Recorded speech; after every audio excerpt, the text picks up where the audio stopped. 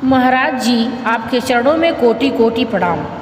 महाराज जी, अपने प्रियजन द्वारा कष्ट दिए जाने पर मैं इसे अपना प्रारब्ध मानकर सह लेता हूँ, परंतु ऐसे में एक प्रश्न मेरे मन में बार बार आता है कि मेरा तो यह प्रारब्ध हुआ, परंतु मुझे जो दुख प्रदान करने वाला व्यक्ति है, क्या इसका यह नवीन कर्म है या वह निर्मित असल बात?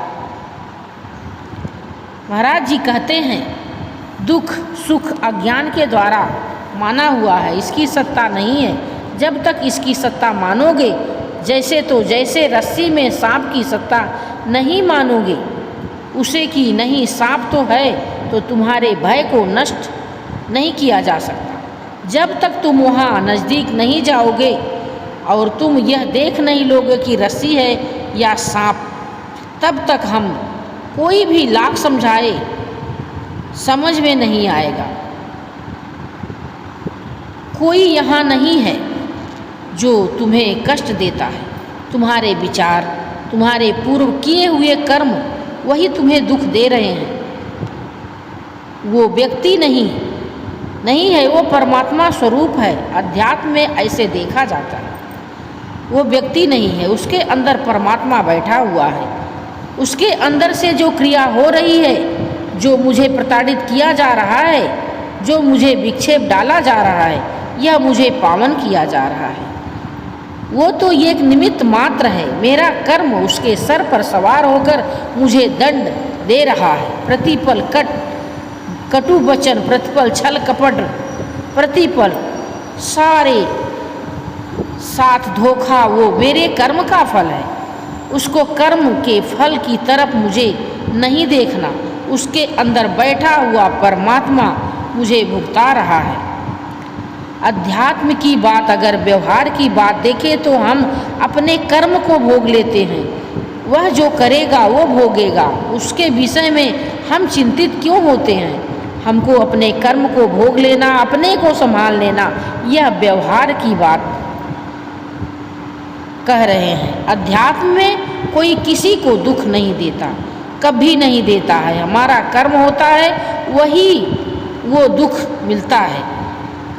समझो, अगर हमारा कर्म नहीं हो तो हमारा पड़ोसी बहुत अच्छा होगा, हमारे परिवार के लोग भी बहुत अच्छे होंगे, देख के खुशी हो जाएंगे। और कर्म बिगड़ा है तो दरवाजे के सामने वाला ही बिगड़ा ऐसा होगा। उठते बैठते चलते फिरते वो मतलब डिस्टर्ब करता रहे। तो कर्म के अनुसार से हमें कर्म के अनुसार से हमें वैसे परिवार का सहयोग मिलता है। कर्म के अनुसार से हमारे वैसे विचार बन जाते हैं। विचार भी तो दुख देते हैं ना। कभी देखते हो आप, अंदर विचार ही दुख देते हैं। बेमतलब के कल्पनात्मक संकल्प विकल्प करके हमको जलाते रहते हैं। वो हमारा कर्म ही तो है। विचार ही सुख देते हैं। कोई ऐसा विचार है, विचार आ रहा है, आंखों में आंसू आया, आनंद आ गया, पुलकित हो गए। कोई ऐसा विचार आया, जल के राख हो गया, गुस्सा कराया, गाली अंदर से निकलने लगे। अगर वो आदमी ऐसा ना करता तो मुझे ऐसा ना विचार आता। इसीलिए हम कहते हैं, नाम जप करो, नाम जप करो, तुम्हारे विचार शुद्ध हो जाएंगे। जैसे विचार शुद्ध हो हैं, वैसे सामने वाले ने गाली दिया, तुरंत तुम्हारे विचार में आया, हमारे किसी पाप का मार्जन हो रहा है। बेचारा तो निमित्त है, वो निमित्त है, कारण उसको गाली देने के लिए प्रेरित करने वाला तो भगवान है। और वो इसलिए कर रहा है कि मेरे किसी कर्म का मार्जन कर रहा है। तो उसको बेचारे को क्या गाली दें? जैसे अपनी जबान दांत से कट जाए, हम किसको गाली देंगे? अपने हाथ से अपने को चोट लग जाती है तो हम किसको गाली देते हैं? क्योंकि अब वो अपना हाथ है, इसलिए मुझे किसी पर गुस्सा नहीं आ रहा है। ऐसे ही उसका भी हाथ उसी कर्म से प्रेरित है और वो हमें पीट रहा है, वो हमें गुस्सा दिला रहा है। और हमें गुस्सा नहीं होना चाहिए। अब व्यवहार में अगर हम देखते हैं तो आदमी बड़ा निष्ठा का व्यवहार करता है तो अपने कर्म का फल भोगेगा। हम प्रार्थना करें भगवान से कि उसकी बुद्धि शुद्ध हो जाए, वह अच्छा आदमी बन जाए, वह दुख ना भोगे, तो उसका पलट कर हमारे ऊपर प्रार्थना का फल आएगा कि हमारी बुद्धि महान हो जाएगी, हमें दुख प्रभाव नहीं डाल पाएगा। समझ रहे हो, एक राजा जब पधारे तो बहुत धर्मात्मा थे, बहुत पुण्यात्मा थे, भक्त नहीं थे। हम भक्त की बात अलग होती है, तो भजन करता है वो भक्त होता है। तो यमराज जी बड़े आदर्श से उनको लेकर के गए, पुण्यात्मा को बड़े आदर्श पर उनसे भी कुछ पाप हुए थे। तो कहा इनको नरक तो भोगना नहीं पड़ेगा, केवल इनको नरक दिखा देना। अब नरक का दुख देखने जब वहाँ पहुँचे तो हाहाकार मचा था, कहीं कोल्हू में पेरा जा रहा है, कहीं आग में जलाया जा रहा है। यह सब देखकर राजा कांप उठे, इतना दुख जीवों को मिल रहा है। थोड़ी देर में सब कोई शांत हो गया। तो उन्होंने यमदूत से पूछा, शांत कैसे हुआ? बोले, आप पुण्यात्मा हो, धर्मात्मा हो, आपके खड़े होने मात्र से पूरे नरक के प्राणियों को दंड देना बंद कर दिया गया, इसलिए वो सब शांत हो गए। तो राजा ने कहा, क्या यहाँ से मैं चला जाऊँगा तो फिर से इनको दंड मिलेगा? तो बोले, हाँ, जैसे ही आप जाओगे तो उन्हें दंड देना शुरू हो जाएगा। तो राजा ने कहा कि ऐसा नहीं हो सकता, यहाँ मैं अब यहाँ से नहीं जाऊँगा। तो बोले कि नहीं, तुम यहाँ नहीं रुक सकते, जो पाप कर्म करता है यहाँ वही रुक सकता है, केवल तुम्हें देख के तुरंत स्वर्ग लोक जाना है। उनका कभी नहीं जाओ। वो बोले, मैं कभी नहीं जाऊँगा। तो ये यमराज ने यमदूतों से कह दिया था, बड़ा पुण्यात्मा है, इसके साथ जबरदस्ती कुछ नहीं करना। उन्होंने सूचना पहुंचाई यमराज से। यमराज जी आए।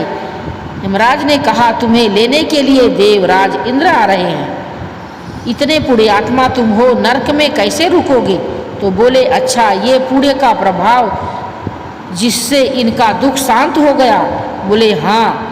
तो राजा बोले, मैं संकल्प करता हूँ कि जितना भी मन वचन कर्म से अपने जीवन में पुण्य किया है, इन सब नरक वालों को के प्राणियों को देता हूँ और सब स्वर्ग जाए और मैं नरक भोगूंगा।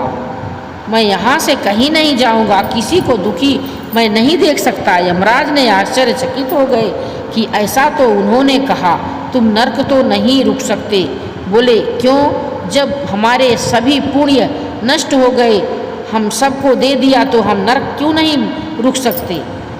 तो यमराज ने कहा, इसका भी पलट कर तुम्हें पुण्य ही मिलेगा। अब तुम ब्रह्मलोक जाओगे, स्वर्ग लोक ले जाने वाला था, अब तुम ब्रह्मलोक जाओगे। तो समझ रहे हो, हमारा कोई अहित कर रहा है और हम ये प्रार्थना करें, भगवान इसकी बुद्धि शुद्ध कर दो, भगवान इसको कभी दुख ना पहुँचे। तो वे पलट कर जो लौट के आएगा, बड़ा दुख का नाश करने वाला, बड़ा सुख प्रदान करने वाला होगा।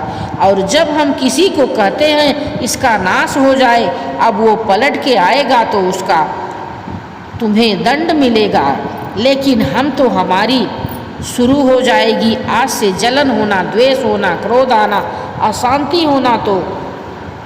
तो हम सभी अध्यात्म समझें, व्यवहार नहीं, अध्यात्म में प्रार्थना, भगवान मेरे को ऐसी सामर्थ्य दो कि मैं सह सकूं और इसको ऐसी बुद्धि दो, इसकी बुद्धि शुद्ध हो जाए। नाथ आप कृपा करो। अध्यात्म तो ये कहता है, समझ रहे हो ना आप सब, अपने ऊपर, हाँ, अपने ऊपर के लिए सिर्फ अगर किसी और के ऊपर कोई अनर्थ कर रहा है, अधर्म कर रहा है, फिर हम नहीं छोड़ेंगे, टूट पड़ेंगे, प्राणों की बाजी लगाकर उसकी रक्षा करेंगे, उसको बचाएंगे। यह परमात्मा का जो स्वरूप है, ऐसा हम सह सकते हैं, अपने लिए सह सकते हैं। लेकिन हमारे धर्म, हमारे राष्ट्र, हमारे ऐसे समाज के प्रति आप करोगे, फिर हम नहीं सह पाएंगे, फिर उसकी रक्षा के लिए हम आपके सामने विरोध खड़ा कर देंगे। समझ रहे हो?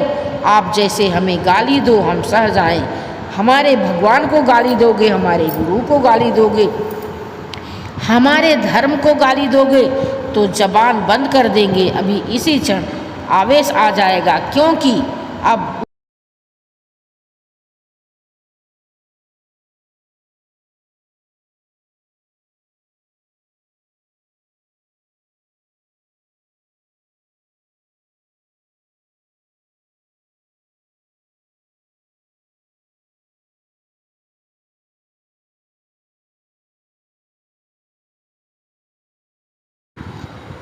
हम कायरता नहीं दिखाएंगे, ये हमारा धर्म कहता है। हमें कोई गाली देता है तो वो हम सहन कर लेंगे और उसके लिए हम भगवान से प्रार्थना करेंगे कि हे प्रभु, उसे सद्बुद्धि दो, वो सही रास्ते पर चले और उसे कष्ट ना हो। ये हमारे लिए है, लेकिन जो हमारे देश को, हमारे गुरु को, हमारे राजा को गाली देगा तो सहन नहीं करना चाहिए, ये सभी संत महात्मा कहते हैं।